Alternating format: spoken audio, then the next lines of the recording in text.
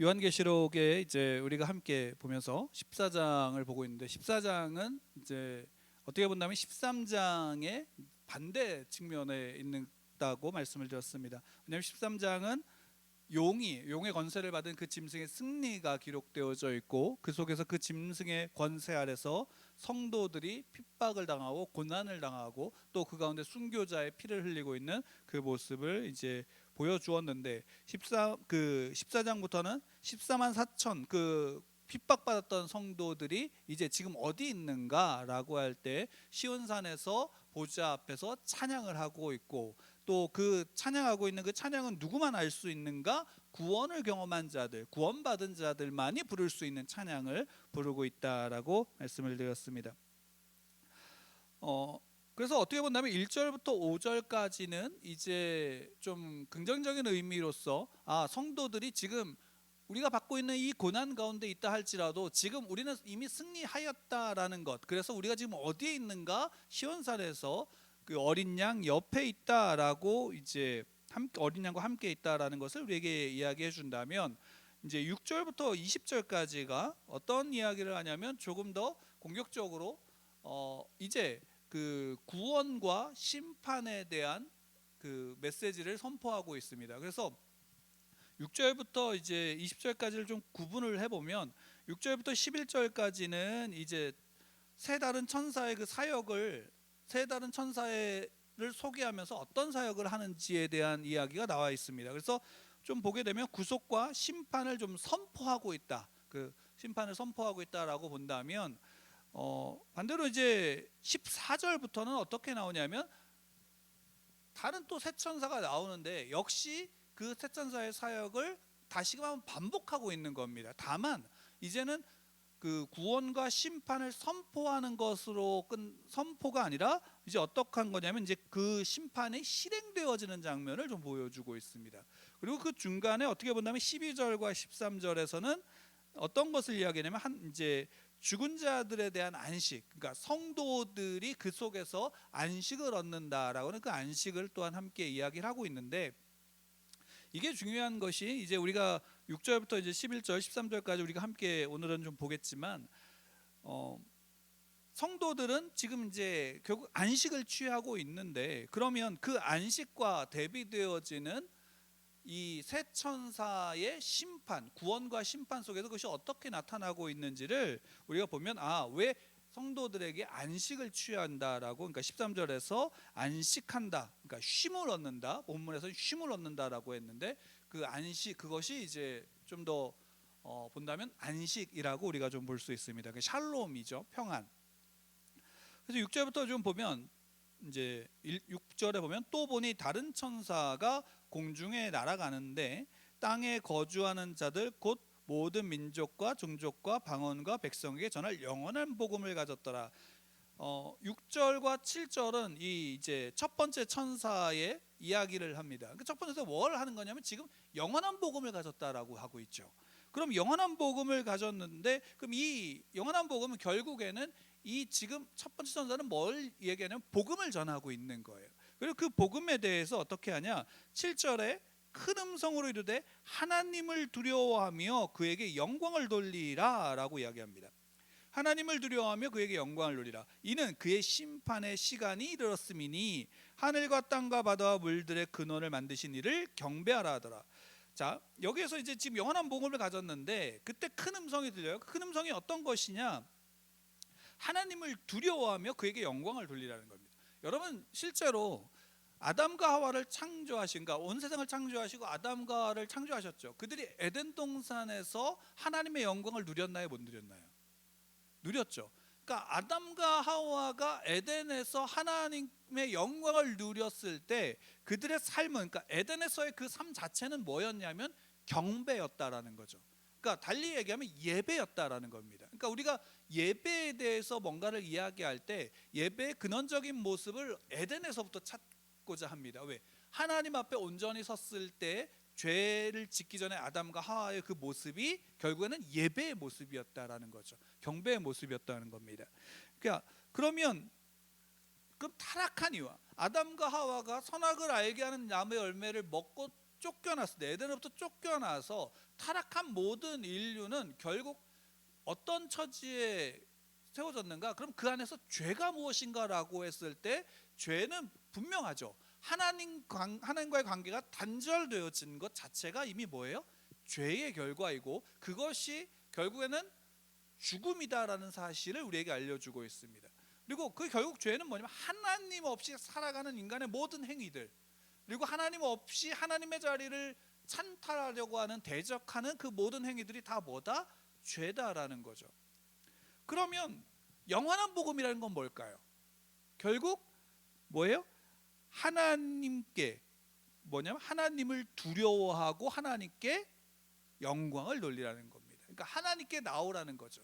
그것이 우리가 이제 예수님께서, 우리가 지난 주일이 부활절이었지만 예수님께서 이 땅에서 오신 구속의 성취, 그러니까 하나님의 구원의 그 성취가 결국 뭐냐면, 그것이 극적으로 표현되어지는 장면이 어떤 것이냐면 바로 예수님 십자가에서 죽으시고 땅이 흔들릴 때 휘장이 찢어졌죠.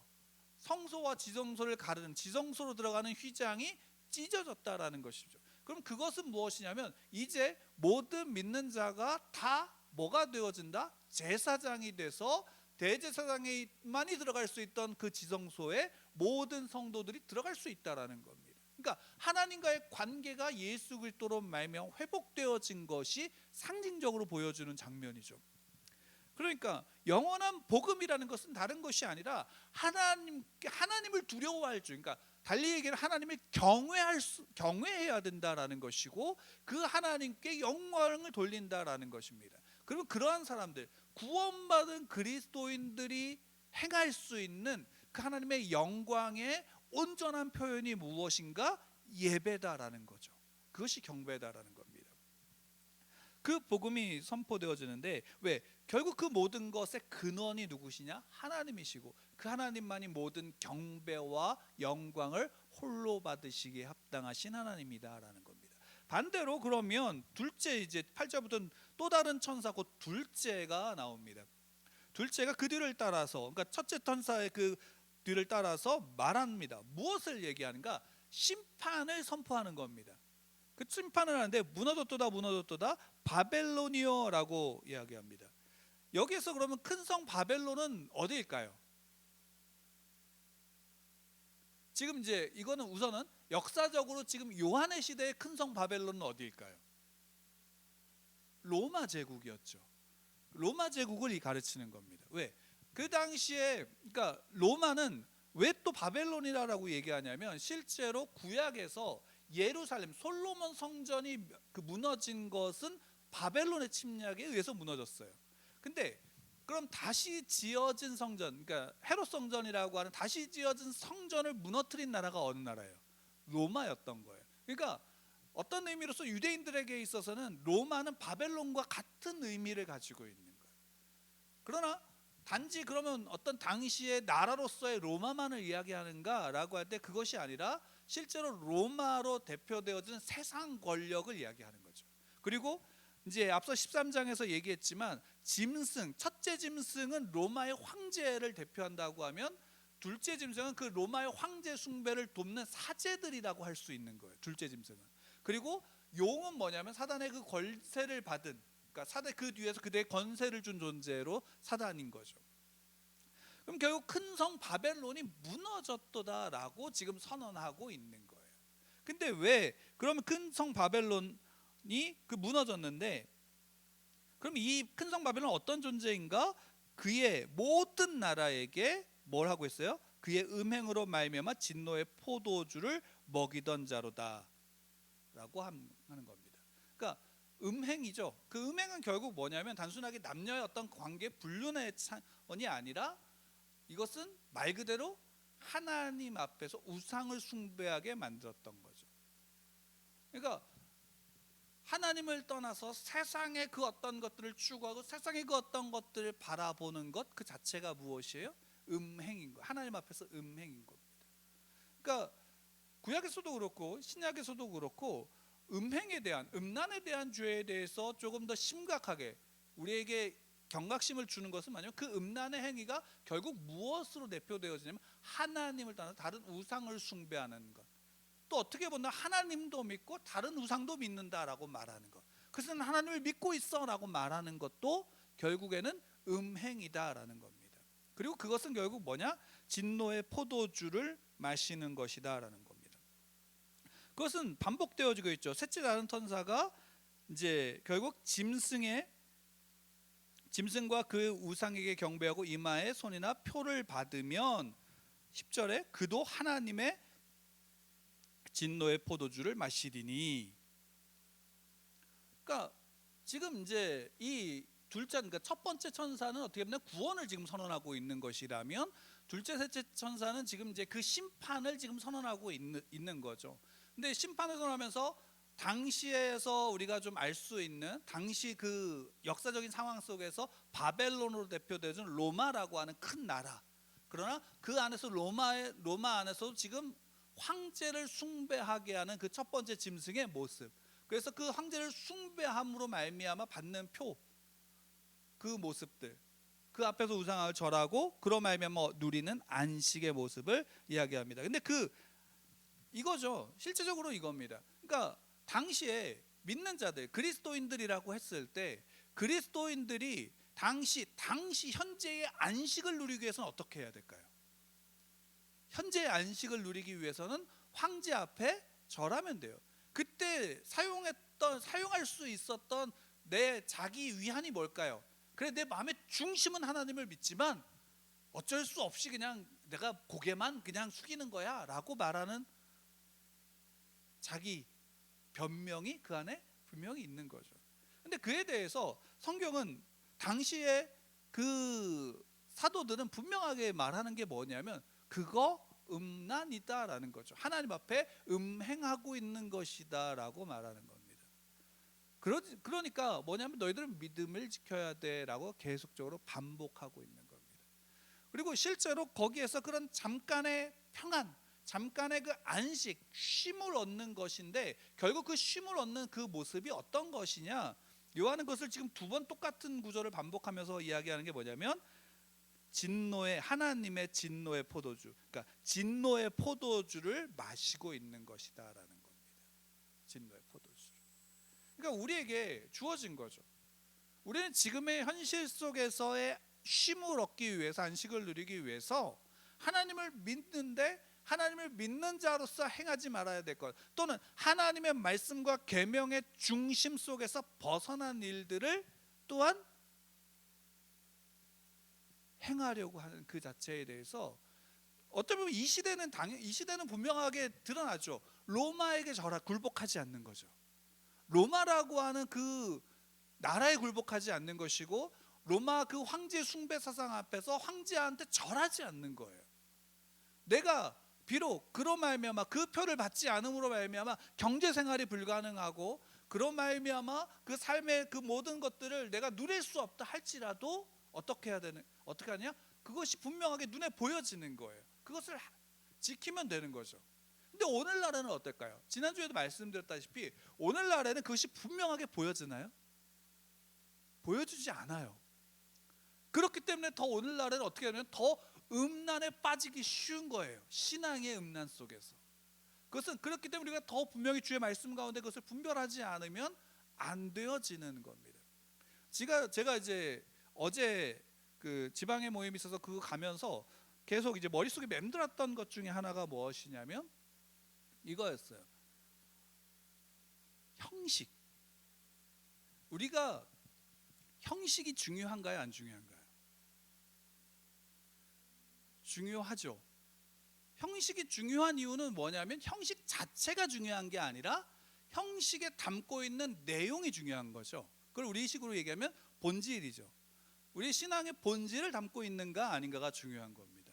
그러니까 예배 자체는 어떻게 되면 종교 행위로서의 예배는 뭘까요? 형식이죠. 예배 행위로서의 그 자체는 형식이에요. 그 예배 행위 자체로서만 본다면 그냥 그것은 아무 의미가 없는 거죠. 그러나 그 형식 안에 우리가 그 안에 담겨진 우리의 신앙의 믿음과 그 말씀 속에서 하나님 앞에서 온전한 경배의 그 중심이 그 안에 어떻게 하냐면 그 형식 안에 담겨져야 되는 것입니다. 이것을 왜 생각했었냐면 우리가 너무나 쉽게 오늘날에 잊어버릴 수 있는 부분이 이것이다라는 거예요. 왜? 두 가지로 더 복잡하게지만 그냥 크게 두 가지로 좀 나누어질 수 있는데, 하나는 뭐냐면 형식을 굉장히 중요하게 여기는 부류예요. 어떤 형식들, 우리가 예전부터 이렇게 해왔으니까 이것을 지켜야 된다라는 어떤 형식이죠. 근데 우리가 지난 코로나 때 겪어봤지만 형식이 지켜지지 못할 상황이 분명히 나와요, 안 나와요? 이제는 나오는 거예요.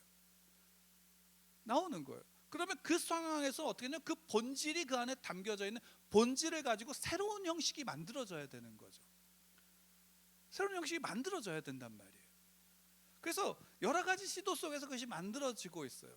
근데 또 하나의 문제는 뭐냐면 그 본질만을 너무나도 중요하게 여긴 것 속에서 뭐냐면 형식이 없어지는 거예요.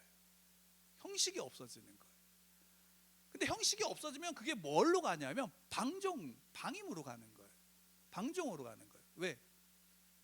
이런 거죠. 지난 코로나 때 형식이 없어지니까 그래, 새로운 형식 속에서 영상으로 예배드리자라고 하니까 제가 이제 인터넷에서 저희 이제 선배가 SNS에 올린 사진을 보면서 굉장히 많은 생각을 했던 부분이 있어요. 뭐였냐면 이거예요. 영상으로 예배를 드리는데 가족이 모여서 예배드려요. 모여서 예배드리는데 그 모인 모습들이 어떠했는가?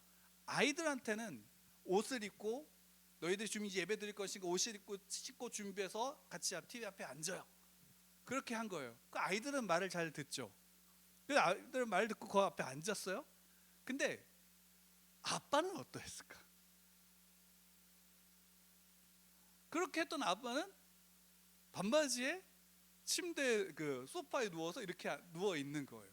그걸 다른 자녀가 찍어서 목사님한테 보낸 거예요. 고자질을 한 거죠.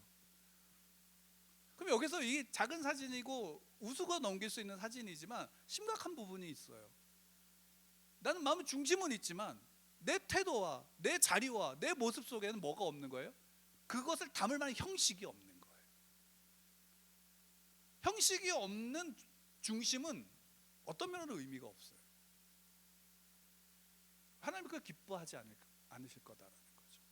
그렇기 때문에 뭐냐면 우리가 가지고 있는 그 모습 속에서 우리는 뭐냐면 우리가 정말로 내 경외, 하나님을 경외하는 태도의 중심을 담을 수 있는 형식이 우리 안에 필요한 거예요.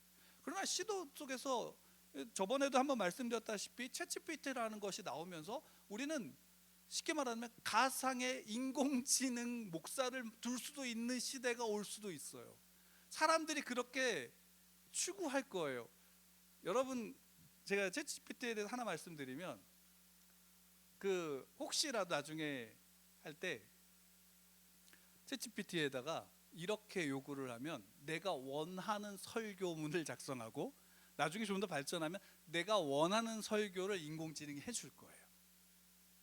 여러분, 이거는 예배일까요, 아닐까요? 이건 설교일까요, 아닐까요? 이거는 우리가 지금부터 고민해야 돼요. 내가 원하는 것을 요구하고 듣고자 한다.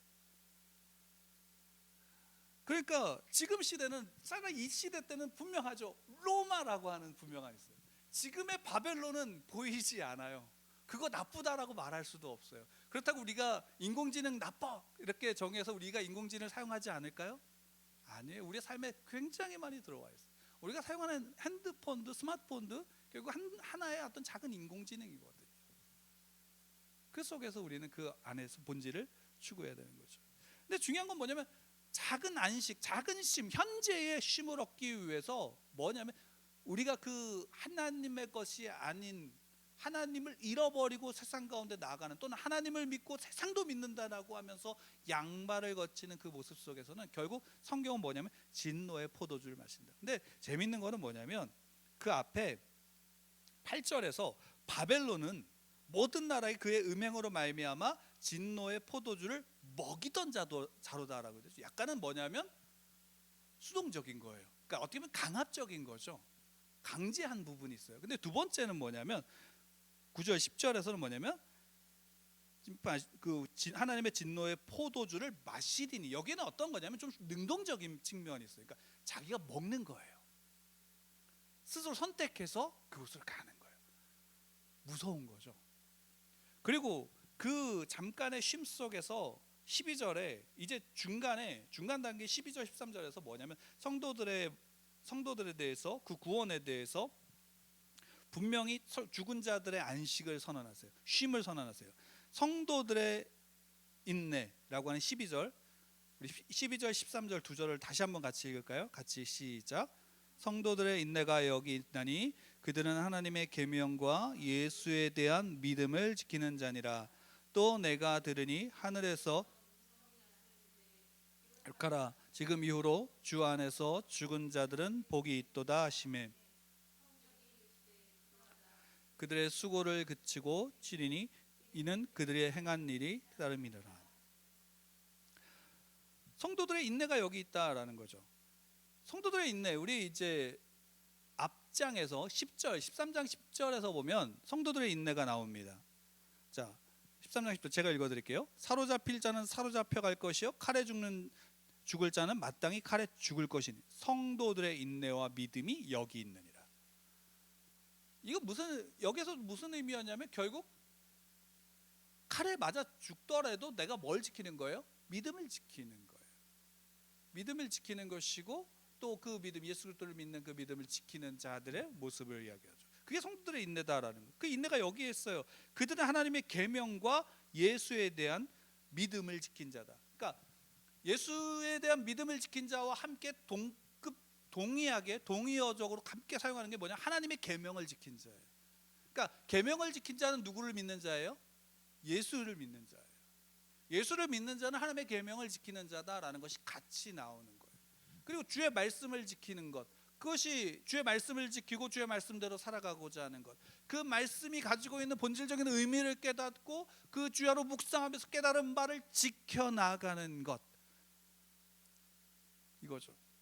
그래서 13절에서 기록하라, 하늘에 큰 음성이 있는데 기록하라, 이것이 중요하니까. 왜? 종말적인 그 상황 속에서 성도들에게 일어나는 그 일에 대한 매우 극적인 상황을 다시 한번 보여주고 있는 거예요. 그 상황을. 그래서 주 안에서 죽은 자들이 복이 있다라는 거죠. 지금 이후로는 주 안에서 죽은 자들이 복이 있다. 이 얘기는 뭐냐면 그 믿음을 지키고 하나님의 계명을 지킨 자, 성도의 그 인내한 자들, 그 성도들의 삶은 그 자체로 그들이 비록 순교의 피를 흘렸다 할지라도, 그들이 비록 순교의 피는 흘리지 않고 어쩌면 그냥 편안하게 그 삶의 죽음 가운데 처했을지라도 그 모든 성도들의 삶은 어떠하다? 쉼을 얻고 그들은 안식을 얻을 것이다 라고 이야기를 하는 겁니다. 믿음을 지킨 자들, 성도의 인내를 지킨 자들. 오늘날에 우리는 피를 흘리면서 순교하지는 않을 거예요. 특별한 상황이 아닌 이상에는. 그러나 그럼에도 불구하고 우리의 모든 삶 속에서 우리는 어쩌면 순교의 피를 흘린 것보다 더 처절한 상황 가운데서 우리는 우리의 믿음을 지켜야 되는 거예요.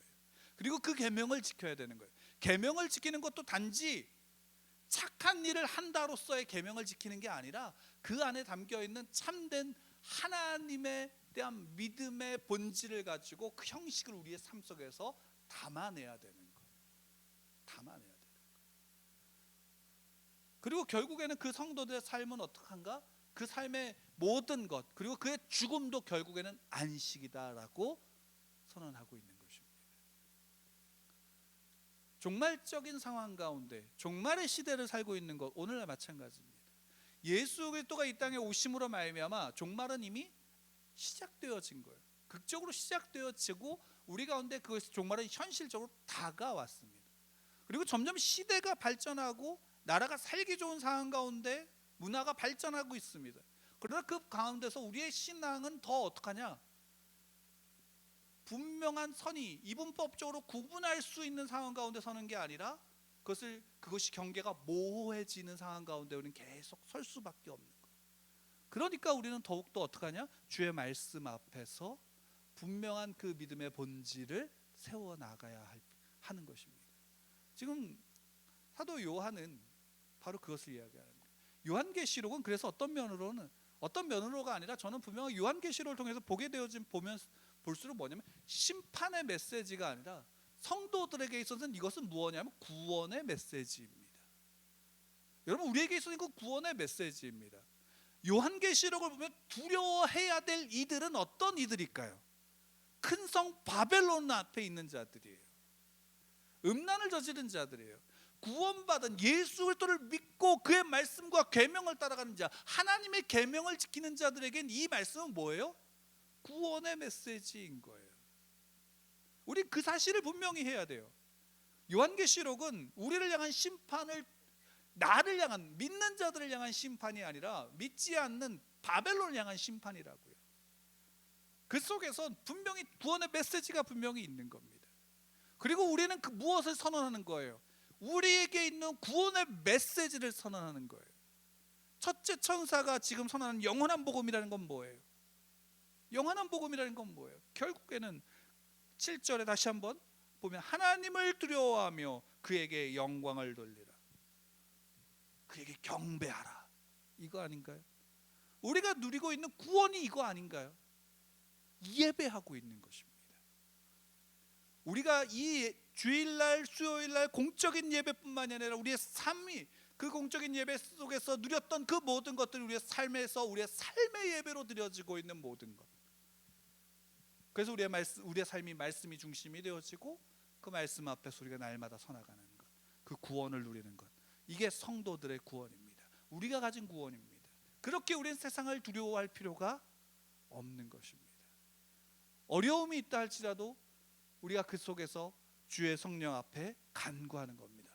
도와주심을 구하고 그 도우심을 구할 때에 분명히 성도들의 삶에 필요한 것들 하나님께서 채워 주신다라는 사실을 믿으시기 바랍니다. 우린 그 믿음 가운데 나아가고 세워져 있습니다. 그것을 붙잡고 저와 여러분들이 함께 나아가기를 간절히 축원합니다.